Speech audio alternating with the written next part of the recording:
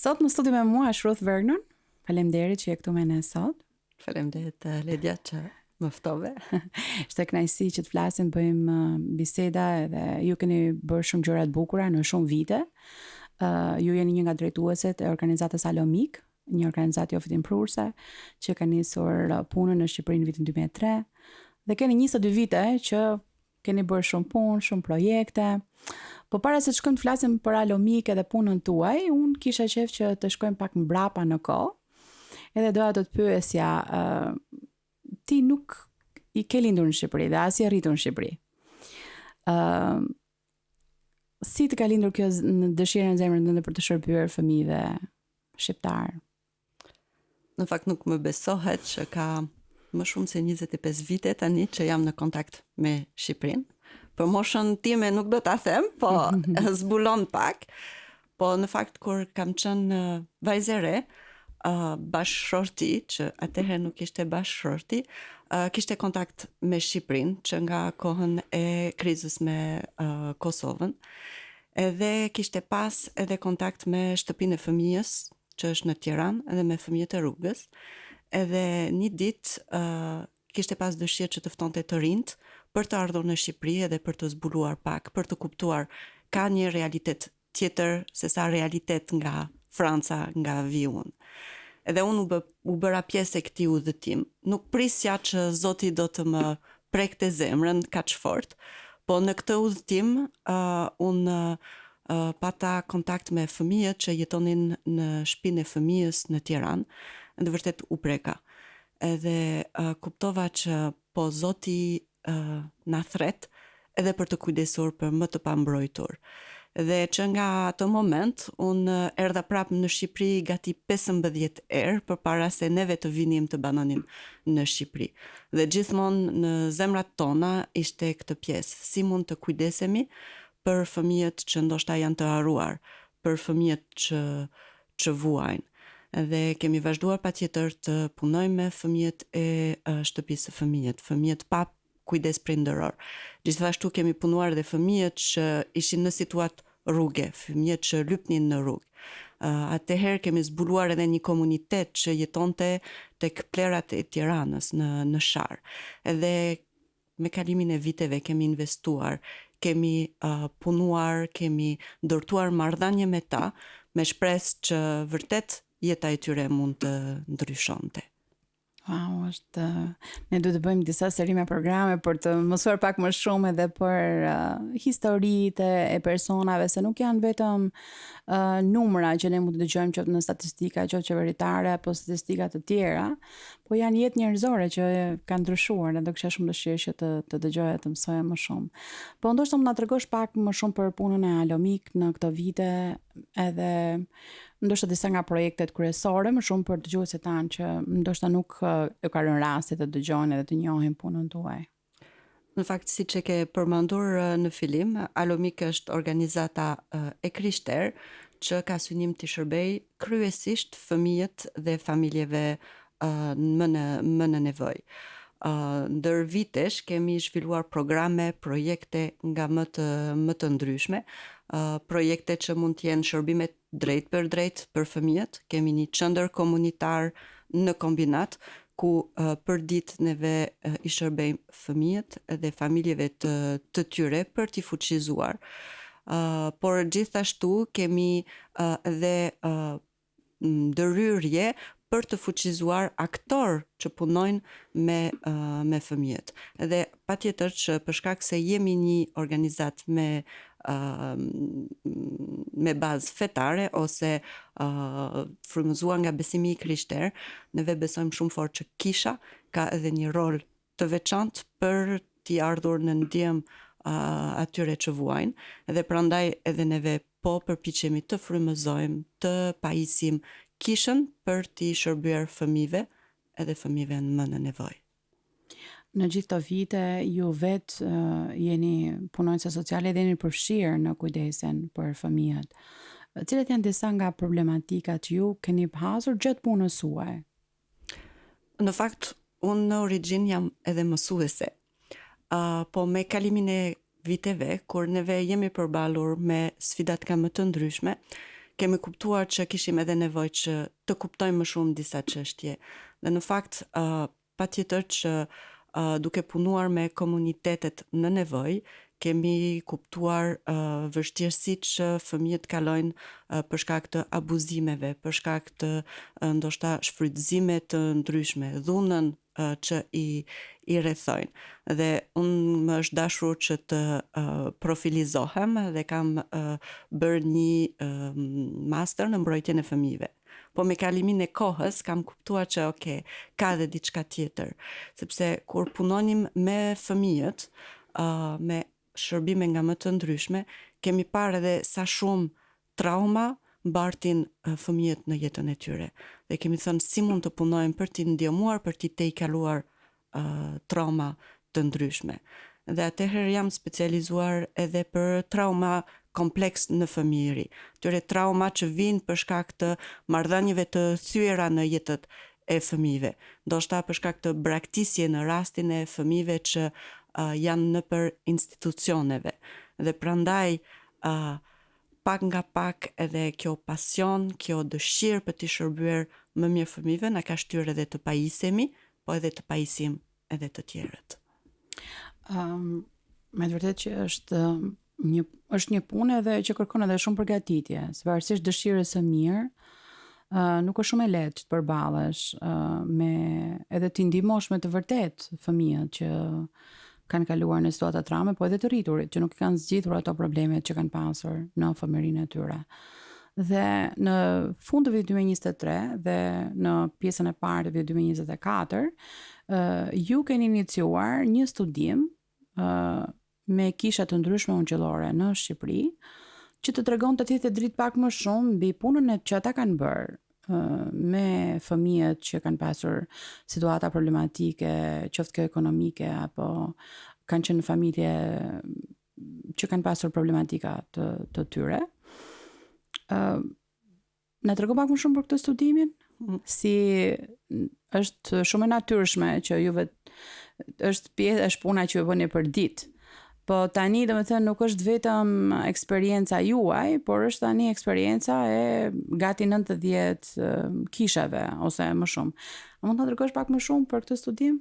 Po, patjetër. Në fakt nisur nga zemra e shërbesës son për kujdesje ndaj fëmijëve dhe familje në nevojë, po edhe nga bindja që kisha është një aktor kyç, ka një rol kyç për të ofruar për kujdesjen për familjet edhe fëmijëve në nevojë, kemi dashur që të dëgjojmë pak më shumë, të kuptojmë pak më shumë. Çfarë bën kisha ungjillore në Shqipëri për fëmijët edhe familje në nevojë. Në fakt, neve besojmë që vërtet fëmijët janë thesar në sytë e Perëndis, por që kalojnë sfidat që janë shumë të mëdhaja. Dhe rolin e kishës, patjetër që nuk është një aktor ndoshta profesionist, po është një aktor komunitar që ka një rol të pa zvendësueshëm dhe kemi dashur që të kuptojmë më shumë, që të dëgjojmë nga drejtues të kishave, çfarë janë ndërhyrjet që bëjnë, ku janë ndoshta edhe nevojat e tyre për të adresuar nevojat e fëmijëve dhe familjeve në një mënyrë ndoshta më efektiv. Dhe për 6 muaj me 2 persona të tjerë kemi shkuar të takojmë 90 drejtues të kishave të gjithë Shqipërinë, nga veriu në jug, duke shkuar në kryeqytet, duke shkuar edhe në kisha që ishin në qytete të ndryshme, por edhe në fshatrat, sepse kishim dëshirë që të kishim një pasqyrë të vogël të çfarë bën kisha ungjillore në Shqipëri. Ka qenë një përpjekje e madhe, po njëkohësisht ka qenë një bekim e madh të dëgjojmë nga drejtues të ndryshme për zemrën e tyre ndaj atyre që vuajnë më shumë. Dhe sot kemi një studim që është besoj e plot, edhe që tregon pak nga çfarë bën kisha.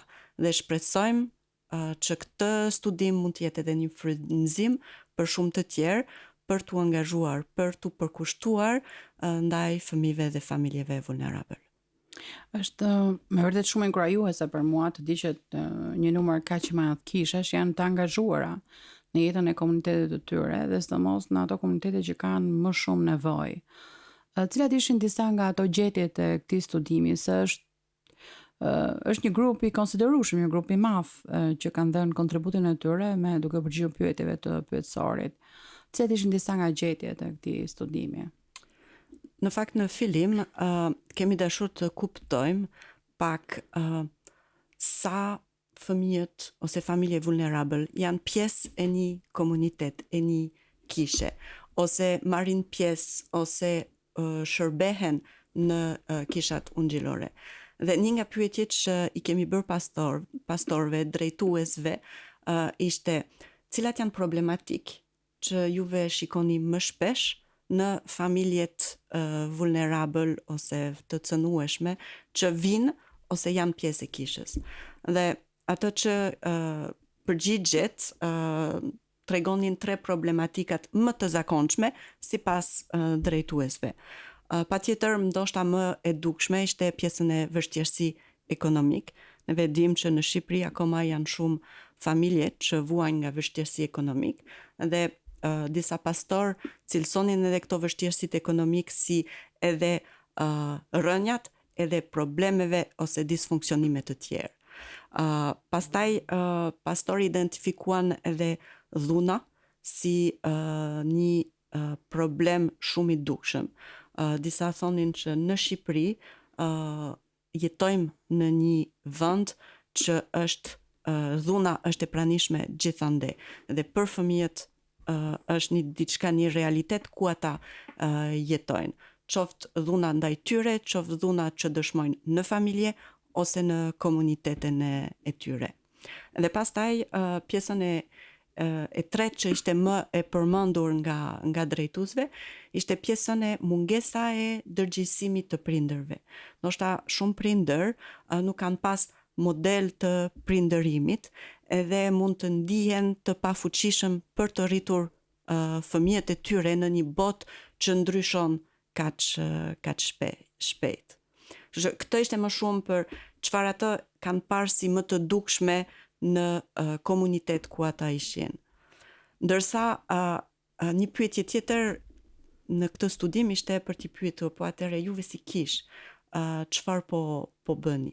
Dhe neve jemi përpjekur të jemi të kujdesshëm edhe për mos të menduar që kisha duhet të bëjë të gjitha gjërat. Jo, kisha ka një rol specifik si komunitet që i rrethojnë këtyre familjeve dhe ato që kemi vënë në pa në këtë studim është ndoshta 3 fusha kryesor ku kisha ka një rol specifik.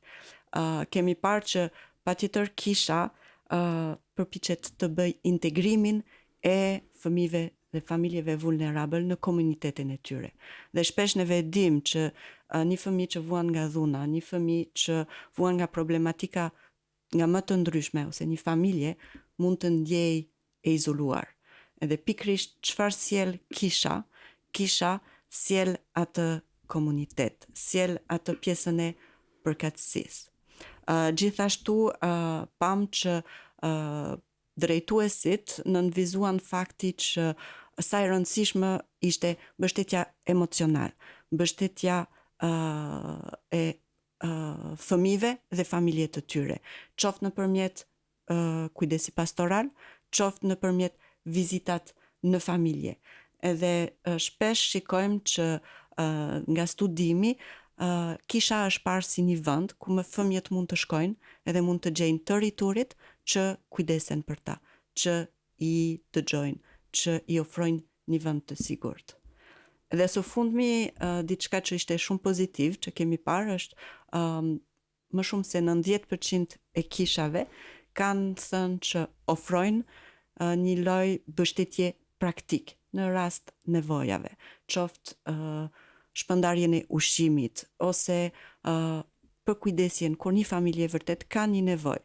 Ndoshta nuk janë mbështetje afatgjatë, po të paktën për të ndihmuar një familje që të dalë nga një kohë krize. Është me vërtet shumë inkurajuese që të mësojmë për këtë punë që bëjnë kishat ungjillore në pjesë ndryshme të Shqipërisë. Në këtë studim, cilat janë disa nga problematikat që ose disa nga sfidat që kishin kishat vet në kujdesin ndaj personave që ishin në nevojë? Në fakt atë që vëm re është kryesisht kishat pohonin që ndoshta kishin nevojë që të ishin më të përgatitur. Kishin nevojë që ndoshta të kishin trajnimet mbi tematikat specifik. Për shembull, tematikat si bulizmi. Si të ndihmojmë fëmijët që është i bulizuar, ose trauma, si të ndihmojmë një fëmijë që ka trauma, dhe çfarë është pjesën që duhet të bëjmë ne, çfarë është pjesën që duhet t'i referojmë tek profesionistet të ndryshme, duke njohur kufit e saj. Patjetër që drejtuesit kanë përmendur edhe fakti që sot mungojnë edhe vullnetar ose personat që ndoshta ngrihen për të thënë unë do vi edhe do ndihmoj, do jap kontributin tim. Këto ishin, do thoja, dy tematikat më dominuese në nevojë që kisha ka shprehur për t'i shërbyer më mirë familjeve dhe fëmijëve në nevojë. Tani që është bërë ky studim, si mendoni që do të cili është hapi tjetër? Si u vjen në ndihmë ky studim kishave në Shqipëri, qofshin këto kisha në qytete të mëdha si Tirana që kanë edhe më shumë anëtarësi, po kanë edhe më shumë burime financiare, apo kisha edhe në qytete të vogla që kanë ndoshta edhe më pak njerëz, më pak fuqi financiare, por nevojat janë të njëjta. Si mund të vi ky studim atyre në ndihmë? Patjetër që ky studim nuk është një qëllim në vetvete. Ne duam që ky studim t'i shërbej kishës, t'i shërbej ndoshta organizata të ndryshme, ndoshta pse jo edhe institucion, për të kuptuar më shumë, çfarë mund të bëjmë ndoshta së bashku, ose çfarë mund të bëj secili në rolin e vet. Patjetër që neve nuk duam që kisha të ndjej sikur unë duhet të bëj më shumë. Nuk duam që të jetë një peshë më shumë për kishën, por njëkohësisht e shikojmë këtë studim si një mundësi frymëzimi. Nëse shikoni studimi prek tematika nga më të ndryshme, prek tematikën e familjeve në nevojë, prek tematikën e fëmijët pa kujdes prindëror, prek tematikën e mbrojtjes së fëmijëve, prek tematika nga më të ndryshme, dhe neve shpresojmë që ndoshta secili mund të shkojë aty për t'u frymëzuar, për të parë çfarë bëjnë të tjerët, çfarë mendojnë të tjerët. Kemi përfshirë dhe brenda studimit disa pyetje që secili mund t'i bëj vetes, si mund të përfshihen, çfarë është kontributi që unë mund të bëj. Dhe neve vërtet shpresojmë që të vazhdojmë përpjekje të ndryshme për të ndoshta për të gërmuar pak më shumë disa tematikat, ndoshta pse jo të organizojmë një konferencë ku kishat, individ mund të vinë edhe të frymëzohen ose të gjejnë edhe iniciativat ku ata mund të shërbejnë. Jam shumë falenderuese për gjithë të punë që është bërë. Në fund do të pyesë se ku mund ta gjejnë ata që duan të kenë një kopje të këtij materiali, do të ky një material që do ofrohet falas online, dikush mund ta downloadoj, apo ku mund ta gjejnë nëse dikush në vërtet do që ta ketë një kopje të studimit, të lexojë më shumë edhe ndoshta të shikojë se çfarë mund ta aplikojë në kishën apo në organizatën e tij, ku mund ta gjejnë ata një kopje?